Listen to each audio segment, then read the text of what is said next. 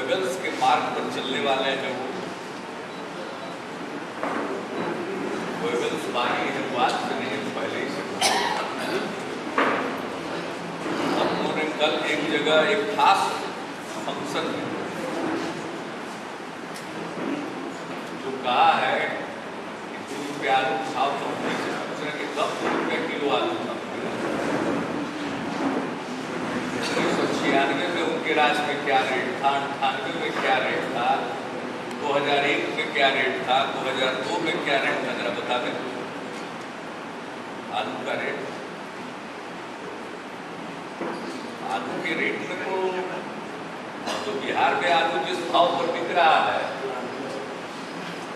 उससे कम नहीं, थोड़ा ज्यादा ही बंगाल में और उसी के आसपास यूपी का रेट है। तो सब जगह का वो साइकिल चलता है, एक आध साल थोड़ा सस्ता होता है, एक साल महंगा होता है। और इसमें उनकी क्या भूमिका है?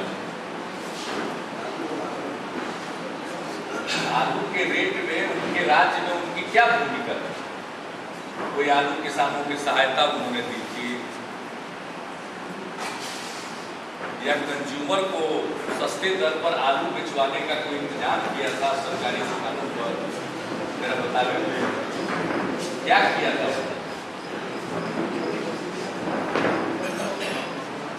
15 साल बिहार को बिगाड़ते रहे और आज बात छोड़ करके लोगों को प्रकट करना चाहते हैं। 2 रुपया किलो आलू खिला करके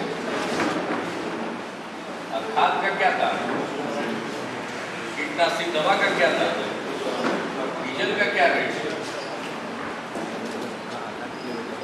2 रुपया किलो आलू बिकवा लगे अपने राज्य में। 15 साल 2 रुपया किलो आलू नहीं बिकवा पाया भी।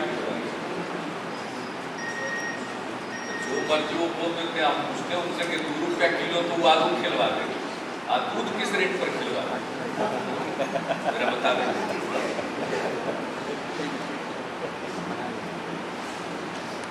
सबको मालूम है कि आलू के उत्पादन में काफी लागत लगती है। मोटे तौर पर 1 किलो बीज के रूप में आलू का इस्तेमाल कीजिएगा तो 5 किलो आलू का उत्पादन यही है। और उसमें पानी, श्रम, खाद, कीटनाशी, ये सब चीजों का जो दाम है और खेत है उसका भी कुछ रिटर्न होना चाहिए। ये सब है, आदमी परिश्रम करता और पूंजी लगाता है तो उसका रिटर्न सब जोड़ लीजिए। 2 रुपये किलो आलू खिलवा किसान को इसलिए इसके लिए हम इनसे पूछ रहे हैं कि आलू तो खिलवाएंगे 2 रुपया किलो ही, दूध किस पैसे खिलवाएंगे? दूध में 2 रुपया लीटर खिलवाएंगे ना लोगों को? जरा उनसे कोई पूछे, पलट करके उनसे पूछना चाहिए। ऐसी बात कर करके लोगों को भ्रमित करना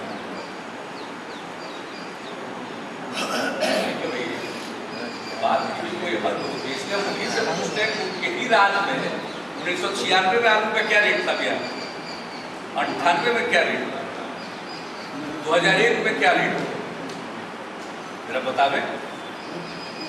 और ये आसानी से 2 रुपया किलो ही आलू खिलवाएंगे। खाद के दाम पर इनका कोई बस नहीं, डीजल के दाम पर इनका कोई बस नहीं, कीटनाशी दवाओं की कीमत पर इनका कोई बस नहीं। 2 रुपये किलो ही आलू खिलवाएंगे तो किसी चीज़ पर बस नहीं रहने पर 2 रुपया किलो आलू खिलवाएंगे तो हम उनसे पूछते हैं बिहार के लोगों की तरफ से कि दूध कितने रुपये लीटर पर खिलवा? ये जवाब से वो बता दें। और बहुत आसानी से महंगी का ठिकरा तो हम लोगों के ऊपर जिस सरकार का दिल्ली में बैठ के समर्थन कर रहे हैं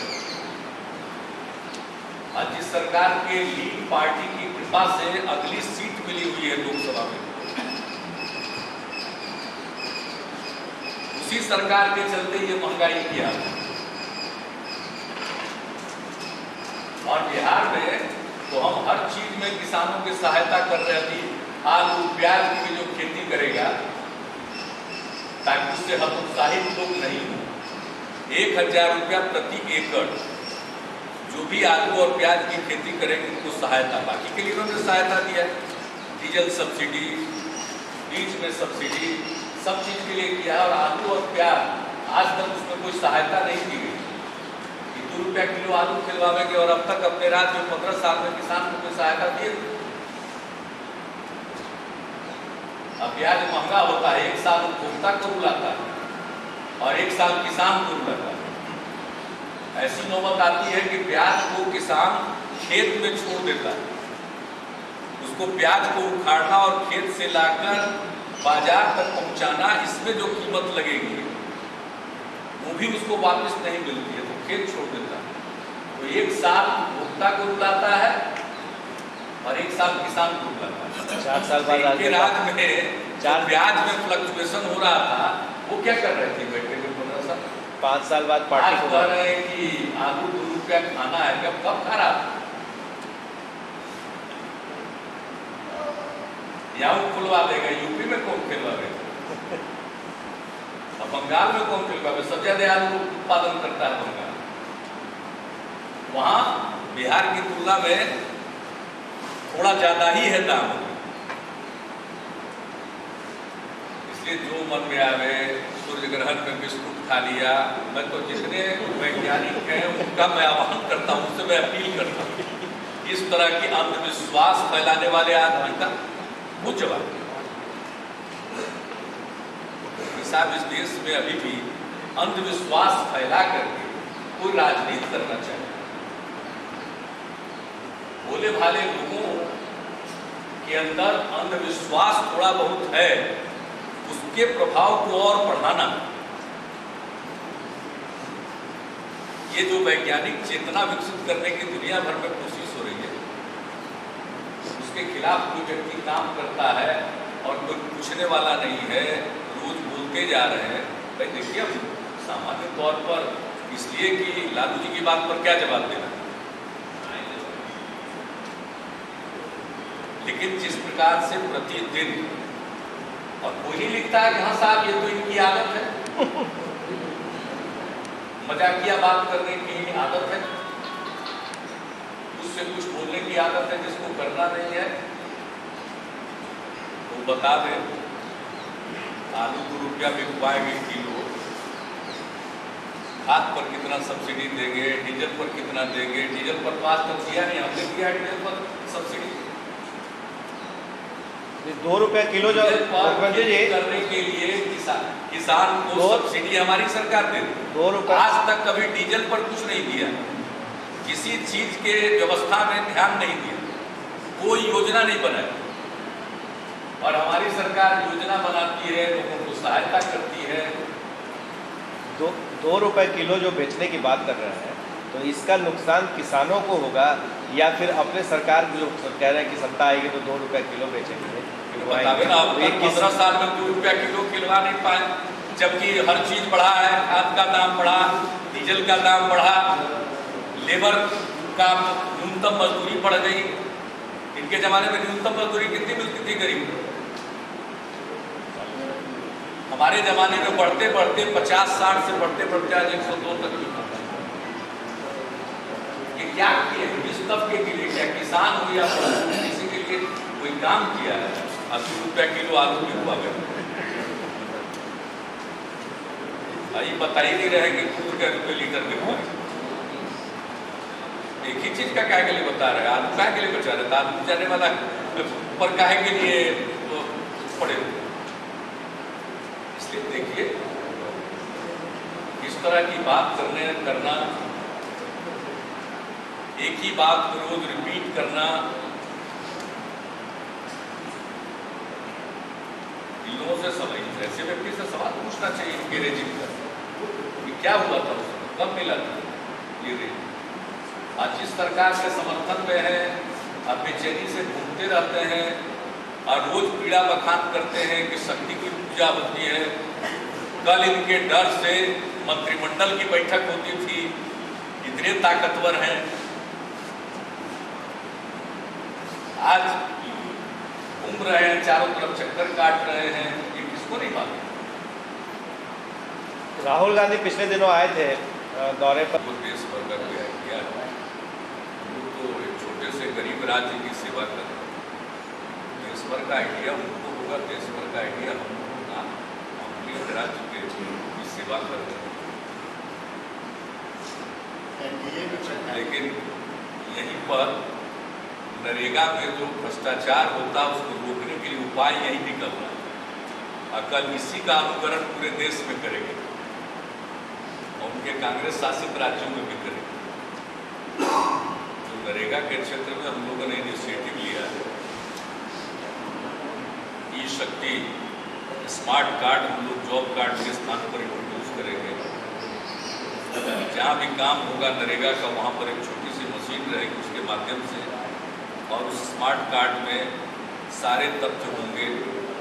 जो काम करेगा उसका फोटो भी रहेगा, उसके साथ उसकी 10 उंगलियों के निशान रहेंगे, बायोमेट्रिक्स की सुविधा, जिसके आधार पर जो काम करेगा वही भुगतान पाएगा और जितना काम करेगा उसकी ठीक नापी होगी। नरेगा के मामले में हम लोगों ने ई शक्ति कॉल सेंटर की शुरुआत की। अभी तो कुछ जानकारी मिलेगी, लेकिन उस कॉल सेंटर का विकास इस प्रकार से हम लोग करना चाहते हैं कि अगर किसी व्यक्ति को इच्छुक है और उसको पंचायत में किसी ने काम नहीं दिया है तो सीधे वो कॉल सेंटर के माध्यम से अपनी बात बता सकता है और उसको उसके माध्यम से तत्काल पता लगा करके उसके यहाँ कोई अप्रूव्ड स्कीम है तो उसमें उसको काम दिलवाया जा सकता है। तो हम लोग तो इतना करते रहते हैं कि ताकि इसमें कोई गड़बड़ी न हो, भ्रष्टाचार न हो। चलिए, गरीब आदमी के किए हुए काम पर कोई ध्यान देता है, बड़े लोग की बात बड़ी है, गरीब राज्य की सेवा कर रहे हैं। बहुत ही साधारण बैकग्राउंड से निकलकर हम लोग आए हैं, समझते समझते समय लगता है उसको रिकॉग्नाइज करने में। अब राइट टू इंफॉर्मेशन एक्ट बन गया और राइट टू इंफॉर्मेशन के जो एक्टिविस्ट हैं वो सब पूरे देश में घूमते रहे कि भाई टेलीफोन के जरिए आवेदन पत्र के एवज में टेलीफोन कॉल हो जाए, यानी टेलीफोन करें तो हम जो सूचना मांग रहे हैं वो रजिस्टर हो जाए और हमको सूचना मिले। तो बिहारी में नहीं। चलिए, हम लोग अपना करते रहते हैं। एनडीए की बैठक का तीन बैठक खास रहेगा कभी बैठक। एनडीए की सरकार है, दोनों दल के बीच में आपस में बातचीत, लेकिन वो अखबार में छपा उस पर चर्चा नहीं होनी चाहिए। वाकई इसमें कोई चर्चा नहीं आया है कि कार्यकर्ताओं को कुछ काम देंगे आप? तो हमारे कार्यकर्ता बिना काम से काम नहीं है, जनता की सेवा कर रहे हैं।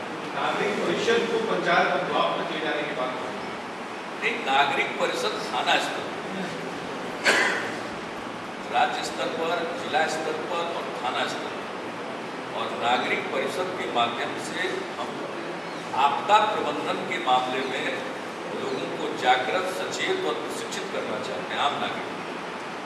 और इस दृष्टिकोण से हम थाना स्तर पर इसका गठन करें, क्योंकि बिहार में प्राकृतिक आपदाएं आती रहती हैं। बाढ़ का मुकाबला हर साल करना पड़ता है, जो साइस्मिक जोन कहलाता है, जो डेंजरस जोन में बिहार है, जोन 5 और 4 में पड़ता है बिहार का हिस्सा। तो हर प्रकार से लोग अगर हर चीज़ के बारे में सेंसिटाइज रहेंगे, पहले से सचेत रहेंगे, जानते रहेंगे कब क्या करना है, वैसी स्थिति में बर्बादी तबाही कम होगी और राहत कार्यों को अविलंब चलाया जा सकता है। तो इस दृष्टिकोण से एक कैपेसिटी बिल्डिंग कर लीजिए, हम क्षमता निर्माण बिहार में करना चाहते हैं। बच्चों को अलग स्कूलों के माध्यम से इसके बारे में जानकारी, और जो बाकी लोग हैं उनको नागरिक परिषद के माध्यम से ये निरंतर काम चले, ऐसा हमारी सरकार का विचार है और उस दृष्टिकोण से हम लोग गठित करना चाहते हैं। और इस प्रकार के सार्वजनिक काम में, जनहित के काम में, जिसका आप समझ सकते हैं कि सामाजिक लाभ बहुत है, अगर बर्बादी कम हो जाए, हम एक ही उदाहरण आपको देंगे, आपकी शायद दिलचस्पी हो कि तैयारी का क्या फर्क पड़ता है। जब उड़ीसा में सुपर साइक्लोन आया, उसके पहले आंध्र में जबरदस्त समुद्री तूफान आया। आंध्र में उसके बाद सबक लेकर लोगों ने अपनी तैयारी की। तो उड़ीसा के सुपर साइक्लोन के समय ये कहा गया कि अगर यह सुपर साइक्लोन उड़ीसा के तट को हिट न कर आंध्र के तट को हिट करता तो उतनी बर्बादी नहीं होती। मतलब तैयारी का अर्थ गुजरात में जब अर्थ चेत करना, उसके बारे में शिक्षित करना, ये चाहते हैं। और इस दृष्टिकोण से नागरिक परिषद का विस्तार करने का निर्णय हम लोगों ने लिया है। उसका गठन शीघ्र ही हम लोग करना चाहते हैं। राजनेताओं को काम देकर चुनाव की तैयारी में जाना चाहते हैं। चुनाव के लिए तो हर समय हम लोग तैयार हैं। वैसे होना है 1 साल के बाद, लेकिन तैयार हम तो सब समय रहते हैं। चुनाव में क्या करना चाहिए? जो विद्यार्थी नहीं पढ़ता है साल में, वो ना एग्जामिनेशन के रात में घूमता रहता है। हम लोग तो सब समय पढ़ते रहते हैं, काम करते रहते हैं। देख लीजिए, कुछ लोग हैं जो नजदीक आ रहा है उससे कुछ बोल रहे हैं, अरे कुछ ना कुछ और कुछ। लालू जी हैं, पासवान जी, उनका हालत नहीं देख रहे, बेचैन हालत देख नहीं रहे कि क्या हालत में है। लालू जी रोज फोन कर रहे हैं, आजकल गांव-गांव में फोन कर रहे हैं। आजकल उनका मुहिम चला हुआ है, ऊंची जात को भड़काओ। तो खास करके वो राजपूत समाज और भूमियार समाज के गांव में फोन करते, कहते देखे नहीं नीतीशवा खेते छीन लेगा। ये भी कह रहा है कि इस बार नहीं छीनेगा, चुनाव के बाद छीन लेगा। देख लीजिए जरा सा, रोज सैकड़ों फोन, यही काम है। चले जाइए आप, सुबह तो कोई काम है नहीं उनको, यही सब काम करते रहेंगे। उसके बाद थोड़ा सा दिन चढ़ता है तो खा पी के थोड़ा देर आराम करते हैं, फिर और काम। तो लोग काम क्या है दिन भर, काहे का भड़केगा, इनको देखे हुए नहीं है। हम तो शुरू में कह दिए ना कि लव गोएबल्स के ये अनुयायी है, या कहिए उनके अवतार है, सुपर गोएबल्स। ये इसी प्रकार का प्रचार प्रसार। अब यही नहीं, थोड़ा दिन के बाद ये भी कह सकते हैं कि अच्छा तुरते नहीं करेगा चुनाव जीतने के बाद, जब आखिरी आता रहेगा सेकेंड टर्म में तब कर देंगे कि अब 10 साल रहिए लिए, अब क्या करना। मैंने कुछ से कुछ बोलना है, बेचैन। भाई जनता ने फैसला दिया, उस दिन इंतजार करिए। कहते हैं ज्योति बसु बनना चाहते हैं। जब दिल्ली में सरकार में मौका मिला तो क्या कर रहे थे, रेल के प्रधानमंत्री बने। अब सब भेद खुल गया, सब भेद खुल रहा। अब जो रेल मंत्री आए उनको दिखाई पड़ गया कि तो कुछ है ही नहीं, तो व्हाइट पेपर की तैयारी करने लगी। तो अब इनकी हालत है पंक्चर, परेशान है। तो परेशान हाल, कभी प्रणब बाबू के यहाँ जाएंगे, कभी कहीं जाएंगे। नहीं, हम लोग नहीं जानते क्या हालत क्या है। यहाँ दबा दिया गया, अरे रेल के प्रधानमंत्री बने हुए थे ना, रेल के प्रधानमंत्री बने हुए थे। प्रधानमंत्री की हालत खराब हो रही है, पता चल रहा है आजकल। तब आप उससे कुछ देखे ना कितना बम पटाखा छूटा, पता चला कि नहीं चला? बम पटाखा छूट रहा था 2 दिन बाद, 2-4 को चुनाव न जीत गए कि एकदम इसको कहीं 7वें आसमान पर चढ़ रहे हैं, कहीं चांद छलक रहा है, तो कहीं पटाखे छूट रहे हैं। अरे बताइए, हम लोग 40 में 32 जीते। विनम्रता पूर्वक पूरे बिहार में घूम घूम करके अपने मतदाताओं को धन्यवाद दिया। उपचुनाव को कोई गंभीरता से लिया ही नहीं है, बस समझ रहे हैं। और 96 में हुआ था, 10 वो इन्हीं का सीट था, 4 हम लोग जीत गए थे। तो हम लोग तो नहीं उस समय मचले थे वो। यहाँ तो बेचैनी हो जाती है, 2 रुपया किलो आलू खिला। मेरे हालत देख लीजिए, रेट भी नहीं मालूम था, खाद का क्या रेट, कीटनाशी का क्या रेट, डीजल का क्या रेट। मतलब क्या है इन सब चीजों से? 10 में लगता है, कोई मतलब नहीं है, बोलते रहना है। समझ रहे हैं कि जिसको चाहेंगे उसी को भड़का देंगे। पर इनका जो उद्यम है लोग देखा नहीं है। व्यापारी लोग अभी से सहम गया, सबको मालूम नहीं है कि सबको कभी मौका मिल गया कि 5 साल का सूद भी वसूलेगा, सब पता नहीं है, सबको मालूम है। तो रात दिन होने करने में कीजिए, मेरे खिलाफ भड़काइए। लालू जी सत्ता में आएंगे तो सूद समेत व्यापारी सामने कोई ब्राह्मण समाज के मिल जाएंगे तो उनको कहेगा देखिए इनको को टिकट नहीं दिया। बिहार या राजपूत समाज के लोग मिल जाएंगे तो कहेगा खेत में तो छील कुछ बोलते मैसेज गाँव में काहे का कुछ नहीं है, फालतू जी आपको बता दिए, आप चलाते हैं नहीं, सब लोग अपना निश्चित होकर काम धाम करें, लालू जी के कुप्रचार में न पड़े, अपना काम करें बढ़िया से शांति से। लैंड रिफॉर्म्स को लेकर जो अफवाह फैली है, चलिए लैंड रिफॉर्म्स तो बहुत व्यापक चीज है, उसको लेकर आप लेकिन तो कह रहे हैं खेत में छीन लेंगे, एक खेत छीन रहा है। बंगाल में जो करिए नहीं सका वो हम बिहार में करते। अरे बोलने दीजिए लोगों को, अपने आप जो है धीरे धीरे सब स्थिति साफ हो जाएगी। हमको क्या जरूरत पड़ा होगा बिना मतलब का, कौवा कान लिए जा रहा था, कौवा के पीछे भाग रहे, कान न देखे सही सलामत। अभी चक्कर में न पड़े, हमको सब मालूम है और कोई काम ही नहीं है। उल्टा उल्टा कुछ बोलते रहना है, जहाँ कहीं उठक बैठक लगाने को तैयार है, कहीं सुबह सत्ता आ जाए जो कि आने वाली है। दिल्ली में जो पुलिस व्यवस्था हो भारत सरकार के हाथ में, गृह मंत्रालय का, और उनके पहाड़ में क्या दिल्ली सरकार के हाथ में है ही नहीं।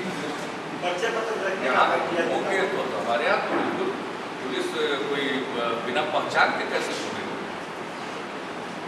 उसको तो वर्दी में जाना है और कोई गड़बड़ करेगा तो कार्रवाई होगी। विकास डाल चुके हैं और हमारी सरकार ने भी कमेटी बनाया था, वो उसका काम कर रहा है, उनका काम पूरा होगा। जो भी कह चुके हैं, निर्णय ले चुके हैं, अभी प्रेजेंट मिल रहा है, प्रेजेंट जो भी उनकी सिफारिशें होंगी उसके बाद गौर करके कर्मचारी हमारे अपने हैं, उनके सुख का ख्याल सब जगह हमको और सब लोगों ने परिश्रम किया, हमारे कर्मचारी भी परिश्रम करते हैं, अधिकारी परिश्रम करते हैं, बिहार की जनता की मेहनत है, उसके चलते धीरे धीरे राज्य की आमदनी बढ़ रही है, हमारा GSDP भी बढ़ रहा है, ग्रॉस स्टेट डोमेस्टिक प्रोडक्ट भी बढ़ रहा है और सरकार के खजाने में आमदनी भी बढ़ रही है। इसलिए हम विकास की ज़्यादा योजनाएं ले पाते हैं और सबके सहयोग से ही बेहतर वित्तीय स्थिति को प्राप्त करना हम लोग चाहते हैं। अभी बहुत आगे हम लोग को जाना है और सबके सहयोग से जाएंगे। आपकी सरकार ने सर एफिडेविट में दिया था हाई कोर्ट में कि जो शिक्षकों की बहाली हुई थी उसमें से बहुत सारे अनपढ़ थे जो पढ़ना लिखना भी नहीं जानते थे, किस स्तर पे ये गलती हुई? शिक्षकों की बहाली का निर्णय हम लोगों ने लिया बड़े पैमाने पर। हम शिक्षक और विद्यार्थी का अनुपात 1:40 जो राष्ट्रीय मापदंड है उसको प्राप्त करना चाहते हैं और हम लोगों ने उस दृष्टिकोण से कुछ नई नियमावली बनाई और नीचे के स्तर पर नियोजन करवाया पंचायती राज संस्थाओं के माध्यम से, नगर निकायों के माध्यम से। अभी जब हम विकास यात्रा में घूम रहे थे या अन्यथा भी एक बहुत लोग शिकायत करते थे कि भाई शिक्षकों की बहाली आपने इस प्रकार कर दी, मेरिट की उपेक्षा हो गई, कई प्रकार का आरोप लगाते थे। तो लोगों की ये जो धारणा उसको दूर करने के जो पहले से नियमावली में इवैल्यूएशन का प्रावधान है कि 3 साल के बाद हम मूल्यांकन करेंगे और उसके बाद उनकी तनख्वाह बढ़ाएंगे, ये प्रावधान है। तो जो मूल्यांकन करना था उसी मूल्यांकन का आधार हम लोगों ने लिखित परीक्षा बना दी।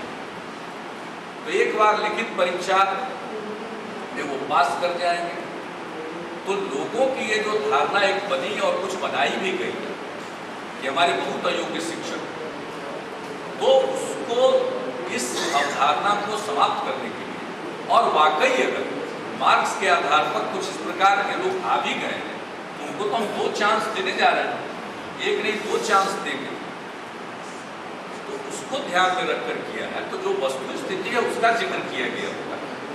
और अभी तो ही की दक्षता परीक्षा हो रही है, जो जो शिक्षा मित्र के रूप में अपॉइंट हुए, तो जितने शिक्षा मित्र थे उनका समायोजन पंचायत शिक्षक के रूप में किया गया और नई बहालियां भी हुई। तो अभी तो 3 साल पूरा हुआ है शिक्षा मित्र वाले, जैसा हमको शिक्षा विभाग ने बताया, तो शिक्षा मित्र की बहाली कोई हम लोगों के समय नहीं हुई, पहले हुई। हमने उनका समायोजन कर, तो दक्षता परीक्षा में बैठे हैं, सबको बैठना चाहिए, गलती कर रहे हैं, वो भूल कर रहे हैं जो नहीं बैठे, बैठना चाहिए। और देखिए ना, जब 2 तरह का विचार, जैसे हम लोग मानते हैं कि भाई हमारे शिक्षक खराब नहीं है, लेकिन अगर एक विचार आ गया, बड़े पैमाने पर आया, तो भाई परीक्षा हो जाएगी, परीक्षा के रिजल्ट से पता चल जाएगा।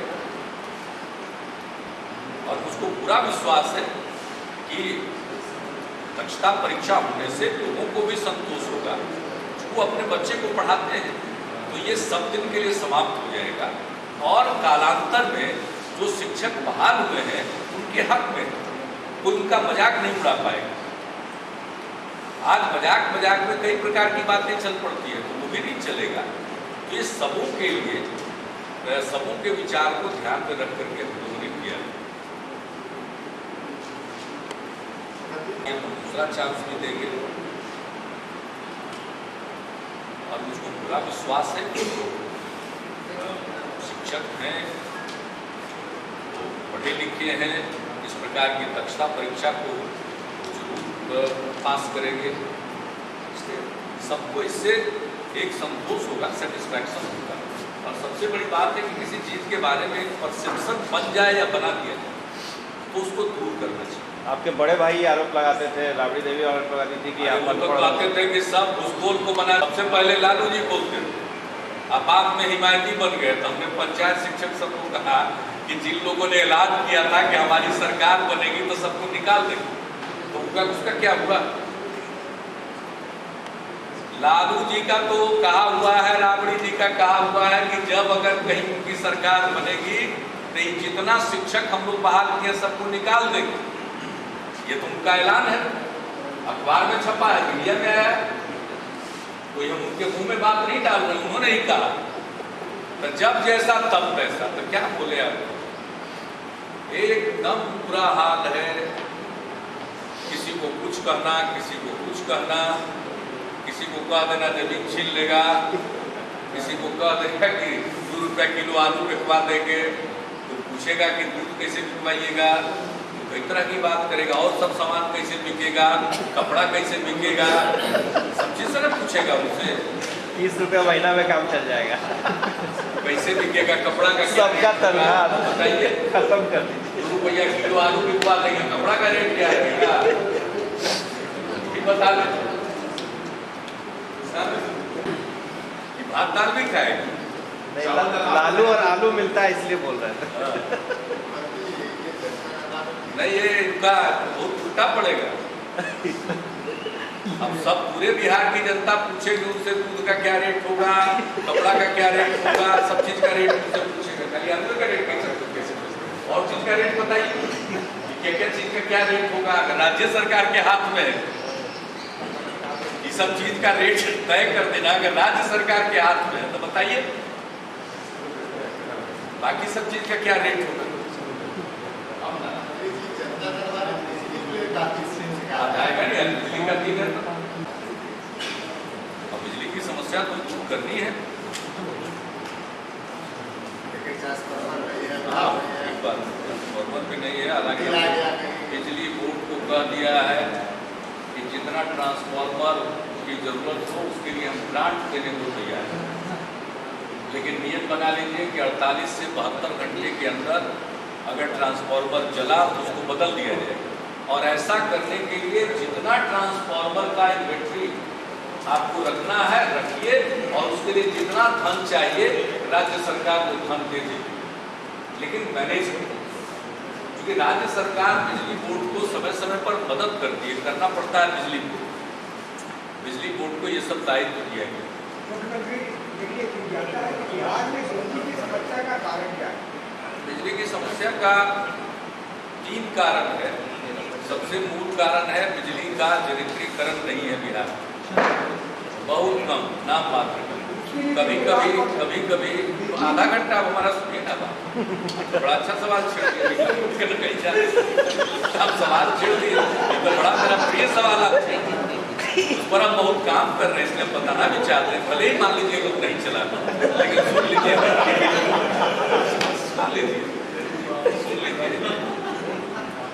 जनरेशन। जब झारखंड अलग हो गया तो बिहार में मात्र 2 इकाई बरौनी और काटी, दोनों बंद।